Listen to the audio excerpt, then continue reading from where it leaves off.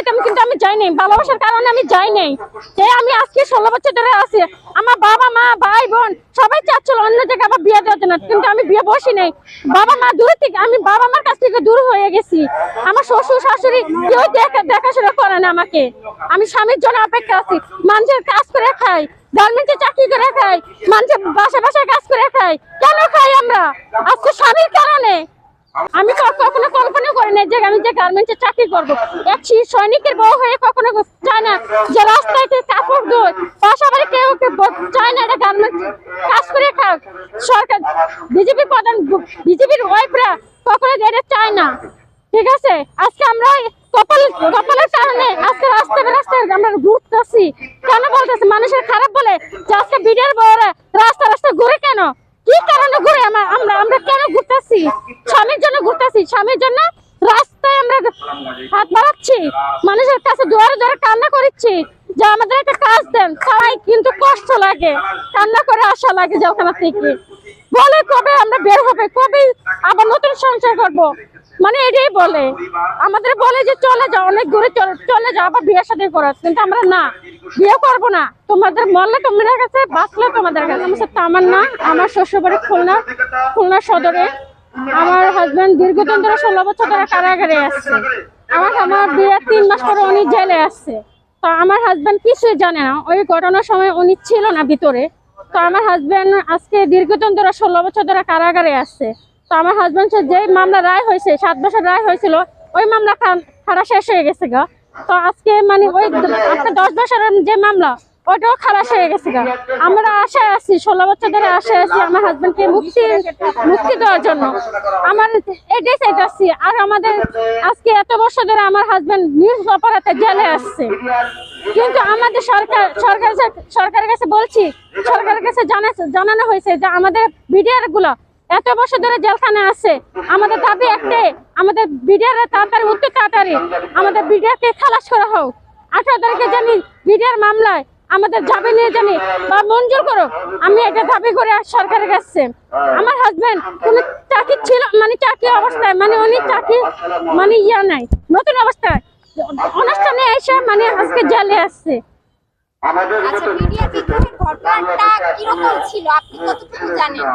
আমি এটা সঠিক আপু জানি না, এটা আমার হাজবেন্ড জানে। এটা পুরো ওদের ছিল না, উনি খুলনা থেকে আসছিল টাকা অনুষ্ঠানে।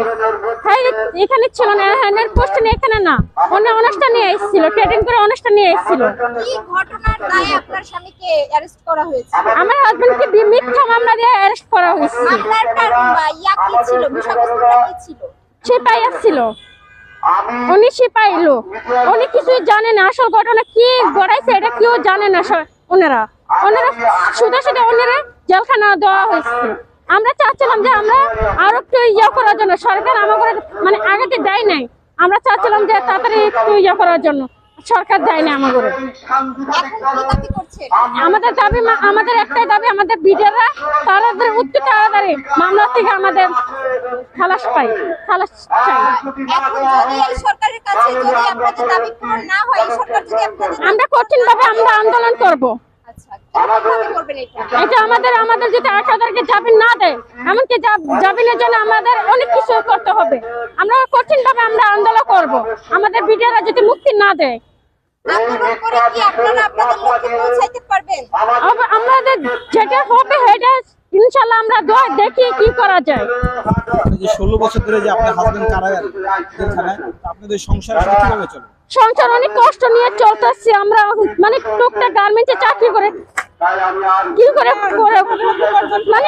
খাবো আমরা, মানে গার্মেন্ট চাকরি করে মানে সংসার চালাইতেছি, স্বামীকে দিতেছি, নিজেরও চলতেছি। আমরা অনেক কষ্ট করে চলতেছি। মানে আপনি গার্মেন্টে চাকরি করে? জি, আমি গার্মেন্টে কখনো ভাবছেন যে আপনি গার্মেন্টে চাকরি করতে হবে? আমি কখনো কল্পনা করি না যে আমি যে গার্মেন্টে চাকরি করব। এক সৈনিকের বউ হয়ে কখনো চায় না যে রাস্তায় কাপড় ধোয়, পাশাপাশি কেউ চায় না এটা গার্মেন্ট কাজ করে খাক। সরকার বিজেপি প্রধান, বিজেপির ওয়াইফরা কখনো এটা চায় না। ঠিক আছে, আজকে আমরা কপালের কারণে আজকে রাস্তায় আমরা ঘুরতেছি। কেন বলতেছি? মানুষের খারাপ বলে যে আজকে বিডিআর বউরা রাস্তা ঘুরে কেন? কি কারণে ঘুরে? আমরা কেন ঘুরতেছি? স্বামীর জন্য ঘুরতেছি, স্বামীর জন্য রাস্তায় আমরা হাত বাড়াচ্ছি, মানুষের কাছে দুয়ারে দুয়ারে কান্না করছি যে আমাদের একটা কাজ দেন, তাও দিচ্ছে না কাজ। তারপরে আমরা অনেক কষ্ট করে কাজ করেছি, তারপরে আমরা আর কি করবো বলেন? সন্তান আছে আপনার? না, আমার কোনো বাচ্চা নেই, নতুন বিয়ে। আচ্ছা, নতুন বিয়ের কতদিন পরে আসে এই ঘটনা ঘটে? বিয়ের 3 মাস পরে ঘটনা। এই বিয়ের 3 মাস পরে আপনার হাজবেন্ড এই ঘটনা ঘটে? হ্যাঁ, এই হাজবেন্ড এই 3 মাস পরে জালে আসছে। 16 বছরের 16 বছর আমি স্বামী হারা আছি। অন্য কেউ ছেলে তো আবার বিয়ে করে চলে যেত। হ্যাঁ, আমি যাইতাম কিন্তু আমি যাই নাই, ভালোবাসার কারণে আমি যাই নাই। আমি আজকে 16 বছর ধরে আছি। আমার বাবা মা ভাই বোন সবাই চাচ্ছিল অন্য জায়গায় আবার বিয়ে দেওয়ার জন্য, কিন্তু আমি বিয়ে বসি নাই। বাবা মা দূর থেকে, আমি বাবা মার কাছ থেকে দূর হয়ে গেছি। আমার শ্বশুর শাশুড়ি কেউ দেখাশোনা করে না আমাকে। আমি স্বামীর জন্য অপেক্ষা আছি। মানুষের কাজ করে খাই, গার্মেন্টে চাকরি করে খাই, মানুষের বাসায় বাসায় কাজ করে খাই। কেন খাই আমরা? আজকে স্বামীর কারণে। আমার একজন মামা, ওনার নাম হলো বিয়ের আগে কি আপনার পূর্ব পরিচিতি ছিল আপনার স্বামীর সাথে? জি, বিয়ের আগে বিয়েটা কি আপনি অ্যারেঞ্জমেন্ট নাকি আপনার লাস্ট ম্যারেজ বিয়ে। Love marriage? জি। অনেক ভালোবাসেন না? হ্যাঁ, আমার স্বামীকে আমি অনেক ভালোবাসি, তাকে জীবন দিতে রাজি আছি। স্বামীর জন্য রাস্তায় নামবো দরকার লাগলে। অন্তর্ভুক্ত রয়েছে। আচ্ছা, যেদিন কি আপনার স্বামীকে ধরে নিয়ে গেছিল সেদিন কি আপনার সাথে কোনো যোগাযোগ করতে পারেন? না, আমাদের সাথে কোনো যোগাযোগ ছিল না। বিয়ের হত্যা বিভাগের বিষয় ওদিন কিছু আপনি আমাদের সাথে কোনো যোগাযোগ, আমাদের সাথে যোগাযোগ করতে চাচ্ছিল, করতে পারে না সরকার, মানে দেয় নাই, মোবাইল টোবাইল দেয় নাই। মোবাইল টোবাইল সবকিছু কাইরে নিয়ে গেছিল। আপনারা কি এই কথা শুনে দিকে থেকে থাকেন বা ঢাকা থেকে তাদের সাথে কি দেখা করতে গিয়েছিলেন? হ্যাঁ, আমরা দেখা করতে দেয় নাই, মানে জানতে পারছি কারাগারে আসছে। কোন কারাগারে আছে? ঢাকা কেন্দ্র কারাগারে, লালবাগ কারাগারে ছিল। এখন কি কেরানীগঞ্জ? এখন কাশিমপুর কারাগারে আসছে। কাশিমপুর গেছিলেন? দেখা হয়?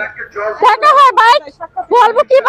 দেখাও তো হয়, কিন্তু কষ্ট লাগে, কান্না করে আসা লাগে যে ওখানে থেকে।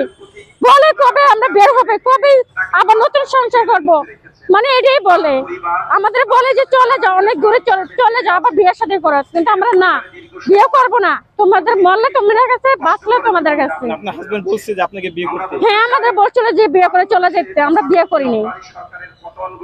আমি এখন অপেক্ষায় আছি ভাই, আমি হার জন্য থাকবো। আরো তাকে জীবন শেষ করে ফেলছি। আজকে বয়স 35 বছর, এখনো স্বামীর অপেক্ষায় আছি আমি। আমরা স্বপ্ন দেখেছি একটি নিরাপরাধ, একটি সুন্দর বাংলাদেশ নির্মাণ করার ঠিক আছে, জন্য। ধন্যবাদ। যদি সত্যিই আমরা